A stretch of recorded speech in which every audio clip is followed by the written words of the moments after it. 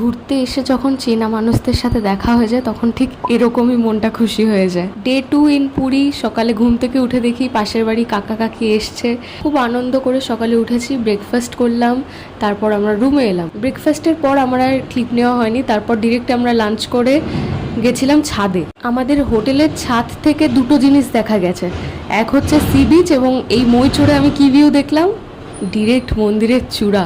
বিশ্বাস করো এত কাছ থেকে মন্দির দেখে পুরো গায়ে কাটা দিয়েছে।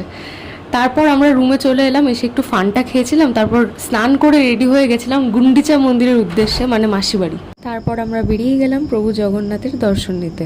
রথের সময় অনেক স্ক্যাম হয়, খুব সাবধান। টিভিতে যেরকম দেখতাম লাখ লাখ মানুষ ভক্তরা সবাই লাইন দিয়ে দিয়ে যাচ্ছে, এরকম জল দিচ্ছে ওপর থেকে।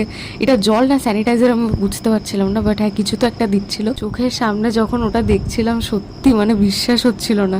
তারপর দর্শন নিলাম প্রভুর এবং রথটা যখন দেখলাম চোখের সামনে, সেই ফিলিংসটাই আলাদা। অ্যামেজিং একটা ফিলিং, মানে ভাষায় বলার মতো না। তারপর হোটেলে ফিরে এসে ডিনার করেছিলাম। আমি এখনো অবধি গেট রেডি উইথ মি কখনো করিনি, তো গেট আনরেডি উইথ মিটা আমি করার চেষ্টা করলাম। তো মেকআপ রিমুভ করছিলাম, তারপর স্কিন কেয়ার করে শুয়ে পড়েছিলাম। কিন্তু সত্যি কথা বলতে মাথায় শুধু ওই মুভমেন্টটাই ঘুরছিল। ডে 2 এর মিনি ব্লগ এখানেই শেষ করলাম। By everyone, stay blessed.